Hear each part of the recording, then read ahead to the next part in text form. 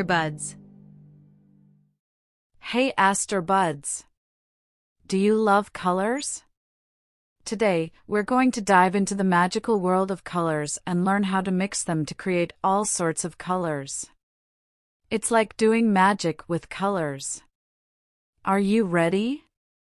Let's get started. First, let's talk about the three basic colors: red, blue, and yellow.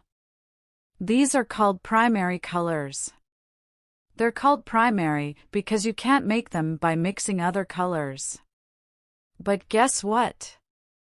You can mix them to create all sorts of amazing colors. Can you think of things that are red? Like apples or stop signs. How about blue? Maybe the sky? And yellow, like the sunflower. Now it's time to mix. When we mix two primary colors, we get secondary colors. Let's try it out. When we mix red and blue, we get violet. Like grapes. When you mix yellow and red, you get orange. It's like the color of a juicy orange fruit. When you mix blue and yellow, you get green, just like the color of grass and leaves. Isn't that cool? What happens if we mix a primary color with a secondary color? We get what's called the tertiary colors. Let's see what we can create. When we mix red and orange, we get red-orange. This makes a warm color that's like a sunset. When we mix red and violet, we get red-violet. This creates a rich and royal color, like magenta. Mixing blue with violet gives us blue-violet. This is a cool and calming shade, just like a deep ocean. Mixing blue with green gives us blue-green. This makes a cool, refreshing color, like the sea. When we mix yellow and green, we get yellow-green. This creates a bright, fresh color like spring leaves. Mixing yellow and orange gives us yellow-orange. This creates a cheerful and vibrant color like marigolds. All tertiary colors have funny names like blue-green or yellow-orange. When red and green, yellow and purple, and blue and orange are mixed together, they result in brown, as they are complementary colors. Which means they are opposite of each other on the color wheel. When complementary colors are mixed, they cancel each other out, resulting in a less vibrant color like brown. What happens when we mix a color with white? We make a tint. Tints are lighter versions of the original color. Let's give it a try. Red and white, when mixed, gives us pink. Red becomes pink, just like cotton candy.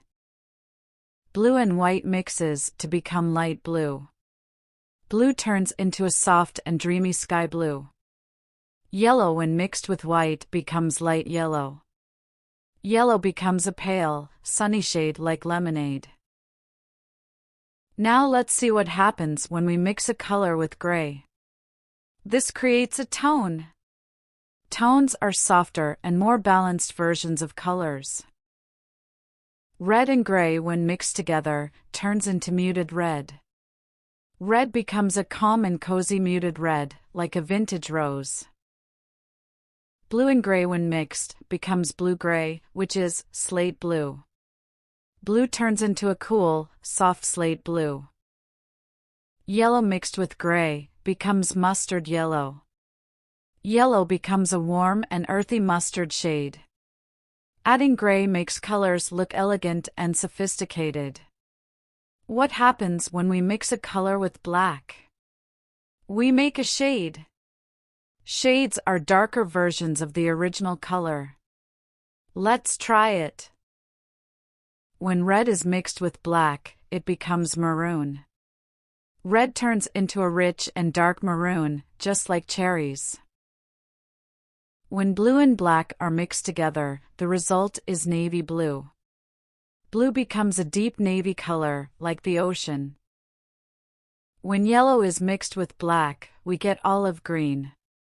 Yellow turns into a unique, earthy green. Adding black makes colors look bold and dramatic. To make mixing easier, let's look at the color wheel. The color wheel shows how colors are related to each other. Primary colors, secondary colors, and tertiary colors all have their spots on the wheel. Red, orange, and yellow are warm colors.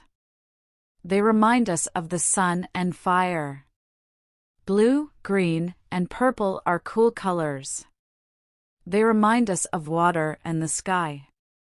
Artists use the color wheel to choose perfect color combinations. Wasn't that an amazing adventure into the world of colors? Now you know how to mix colors to create tints, shades, and tones. Try combining different colors and see what you can create. Some of the most famous artists in history love to experiment with colors, just like you can.